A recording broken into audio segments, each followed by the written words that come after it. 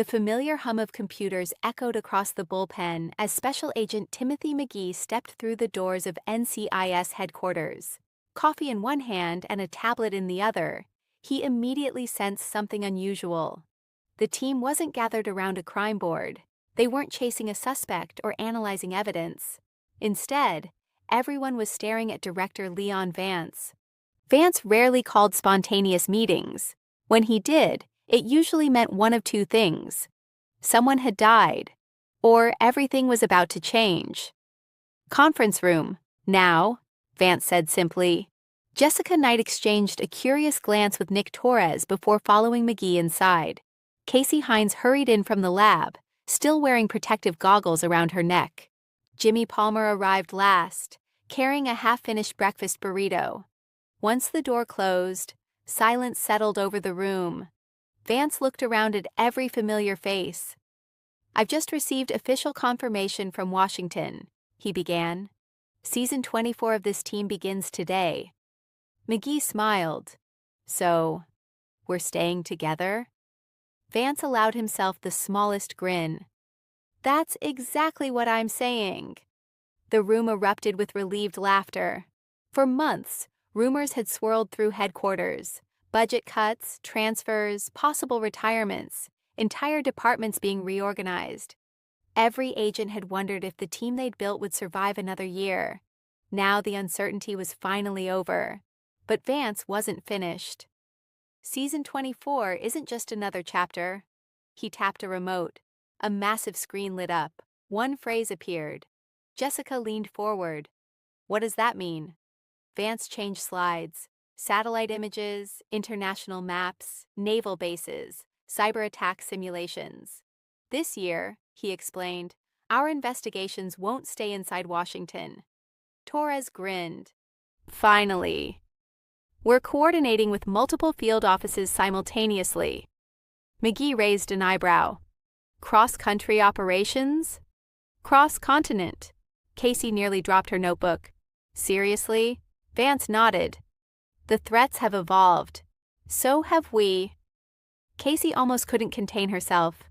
"Please tell me we're finally replacing the server that's older than I am." Vance smiled. "It arrives tomorrow." Jimmy laughed. "I honestly thought that thing was considered a historical landmark." The room erupted again. Casey looked genuinely emotional. "You have no idea how happy this makes me." Vance continued. "Artificial intelligence, quantum encryption, enhanced forensic reconstruction, portable DNA sequencing." McGee whistled. "That's impressive." Casey's eyes sparkled. "I've waited years for equipment like this." Nick leaned back. "Okay. What's the catch?" "There has to be one." Vance folded his arms. "There is." Torres smirked. "I knew it." The expectations are higher than ever. No one argued. Later that afternoon, Jimmy wandered into autopsy. He noticed fresh equipment stacked against one wall. Brand new scanners, digital pathology systems, microscopic imaging stations. Jimmy blinked. "These aren't temporary." Casey smiled. "Nope." Jimmy slowly looked around. "The lab finally got upgraded." Casey nodded proudly. "You deserve it." Jimmy laughed softly. "It only took 24 seasons." That evening, McGee stayed behind after everyone left.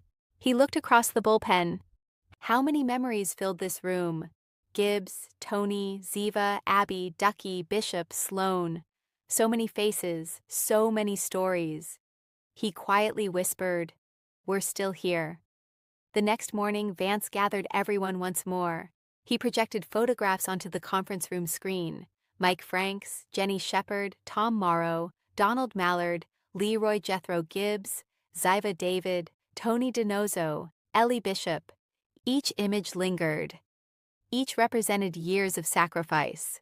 "We move forward," Vance said, "but we never forget the people who built this agency."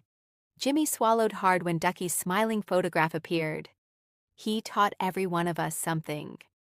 McGee nodded. Every case still carries part of his legacy. The room fell respectfully silent. Their celebration didn't last long. a Navy destroyer lost communication in the Atlantic. Minutes later, an encrypted distress signal reached NCIS. No voice, no coordinates, only 4 words. Trust no one aboard. Torres immediately stood. Now we're talking. Knight grabbed her gear. Casey hurried toward the lab. McGee began decoding the transmission. Jimmy packed his mobile forensic kit. Within 15 minutes, the team was airborne. USS Franklin drifted silently across rough water. When NCIS boarded, something felt wrong immediately. Crew members avoided eye contact. The captain appeared nervous. The communications room had been wiped clean.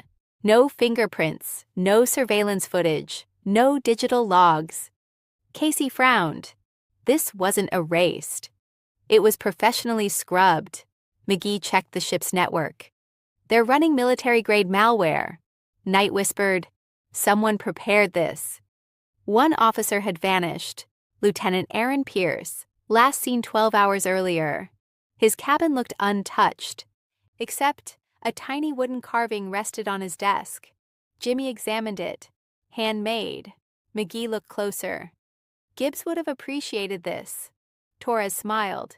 He would have kept it. Inside the carving, a flash drive, encrypted. Back at headquarters, Casey spent hours decoding it. Finally, success. The drive contained classified intelligence. Someone aboard the destroyer had been selling naval defense systems overseas. But there was another surprise. The buyer wasn't foreign, it was domestic. A powerful criminal network operating inside the United States. Vance frowned. So this is much bigger. Suddenly the case spread nationwide.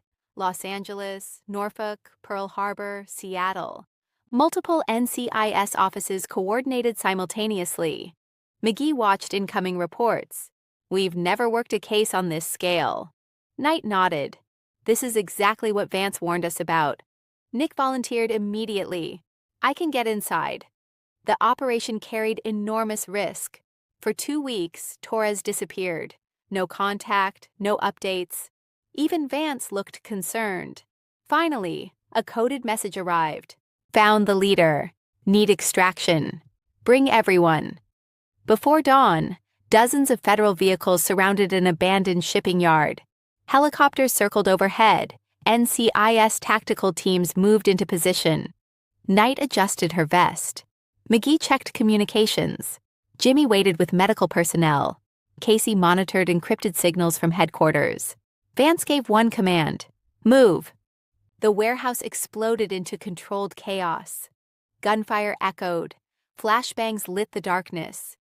Torres emerged with 2 suspects in handcuffs. Behind him, the organization's leader. One arrest ended a conspiracy months in the making. Back at headquarters, Vance addressed the exhausted team. You've just completed the largest coordinated operation in agency history. Everyone applauded. Torres looked around. So, this is what Season 24 feels like? Vance smiled. It is. Just as everyone prepared to leave, the bullpen television switched on automatically. A secure transmission. Static. Then a familiar voice. I hear the team's doing good work. McGee froze. Jimmy looked stunned. Knight whispered, No way. Torres slowly smiled. The screen remained dark. Only the voice continued. Don't get comfortable. You've got bigger battles ahead. Then, silence. The transmission ended. No caller identification. Nothing. McGee looked at Vance. You know who that was? Vance simply smiled. No comment. The mystery instantly reignited every rumor surrounding NCIS. Was it Gibbs? An old ally? Someone thought long gone? No one knew. But everyone wanted answers. As the sun rose over Washington, the NCIS headquarters buzzed with renewed purpose. The bullpen no longer felt like a place trying to preserve its past. It felt ready to create its future. Knight pinned a fresh case file to the board. Torres tossed a baseball into the air before catching it with a grin. Casey rolled in another crate of cutting-edge forensic equipment, already planning ways to test every new system. Jimmy smiled as he looked through the upgraded autopsy suite, knowing Ducky would have loved seeing it. McGee paused at his desk for a moment before sitting down. He looked at the photo of the team beside his computer and quietly said, "Here's to the next chapter." Director Vance stepped out of his office and surveyed the bullpen. For years, people had predicted the end of NCIS. Yet the agency kept adapting. New agents had honored old traditions. Fresh stories had grown from unforgettable legacies. The announcement everyone had been waiting for wasn't simply about another season. It was a promise.